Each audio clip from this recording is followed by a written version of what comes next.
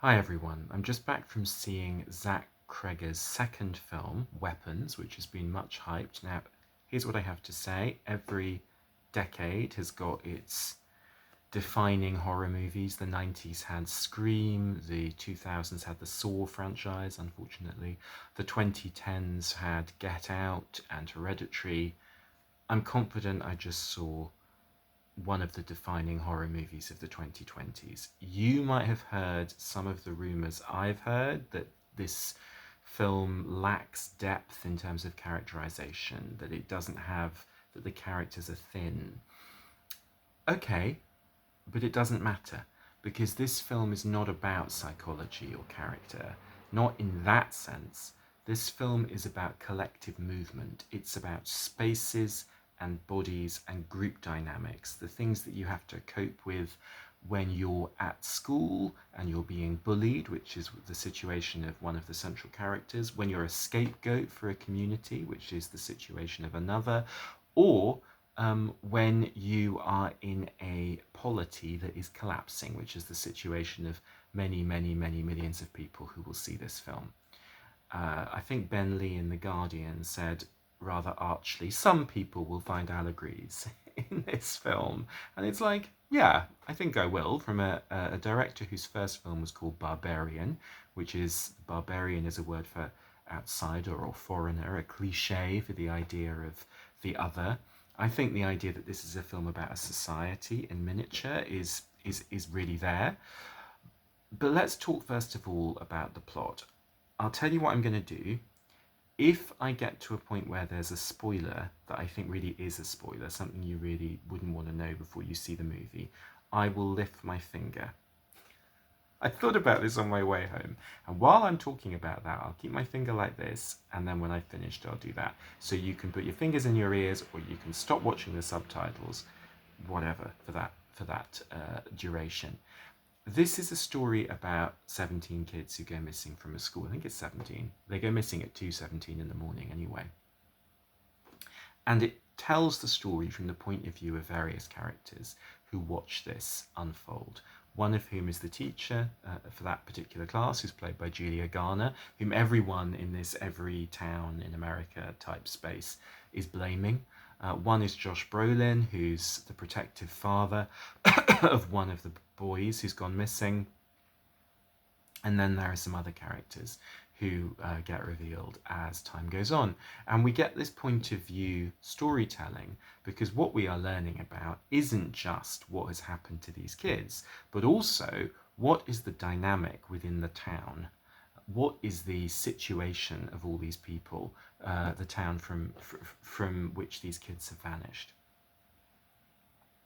There's one particularly brilliant section in the middle where the point of view shifts to a local drug addict who is trying to sell something that he can steal because his brother won't give him money in order to buy a suit to go to a job interview.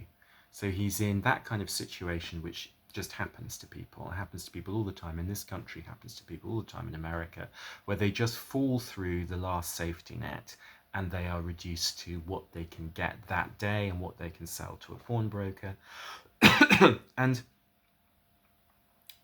we've already had the children go missing by this point.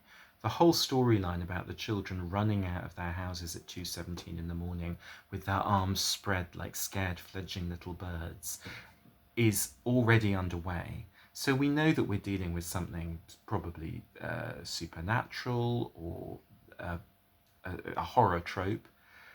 And for 15 minutes in the middle of this film, you forget that.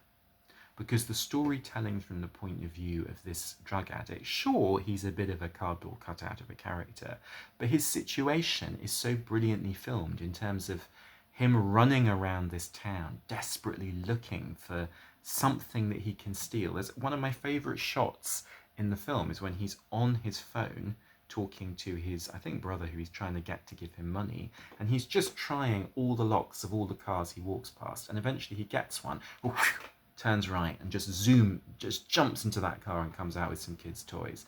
And that is a brilliant piece of filmmaking because We don't need a huge backstory or a lot of psychology. The meaning is in the movement, and the surprise right turn in that moment carries the character, and it also carries the dynamic. You know, everything's constantly moving in this film.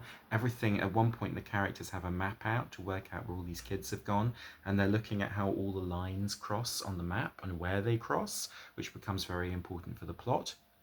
This is a film about movement. One of the people, as we left the cinema, started scuttling along and spread their arms out like this and everyone went, "Ugh!" Oh, I know I did, because you can't resist it. You get sucked into the movement, because this is a Pied Piper of Hamelin story. It's about something or someone leading children away from their homes. And so really what we need to look at is how things move through this map. And what was so brilliant about the drug addict part of the story was that I was so absorbed with his day and how he was going to negotiate the very well rendered barriers to his day and to him getting this money, that I forgot for a second I was in a horror movie. And then suddenly he was in the wood where he had his tent pitched, and a figure in red was waving at him. And it was terrifying. And then I remembered. Now that to me is really clever, because what that's doing is it's shifting, it's pushing the edges of what the genre of horror can carry. That this is horror as social documentary. Obviously that's been done before, but the way it's done here through the architecture of this movie is really, really clever. It has an amazing antagonist, and here I'm just going to raise my finger very, very briefly. This person is kind of like Pennywise meets, I don't know, Auntie Mame. It's like almost camp, but completely brilliant figure. And with the aesthetics of the clown and the aesthetics of the witch meeting in the same body, you have to wait to watch this performance. It is seriously scary, and it hints at a backstory that we don't really see. Now, what is this film really about? Why have these children gone missing? Why do we need to see this from all these different points of view? I'm actually not going to spoil that for you, but what I will say is that horror movies historically have been about implacable forces, the same forces that you get in fairy tales, things that cannot and will not be bought off and simply have to be destroyed, lines that cannot be crossed, and once you've crossed them, nothing will get you back to where you started or to the world that you began with. This horror movie sticks with that superstition and that structure, but what it does with it is it shows it as compulsion, and it shows it as curse, social and political curse, with a level of precision about movement that I've never seen before. There's one scene where someone's child has run off, and they're playing the footage of this child running into the forest, forward and back, and they start to recognize the posture, the movement, the disturbed gestures of this child.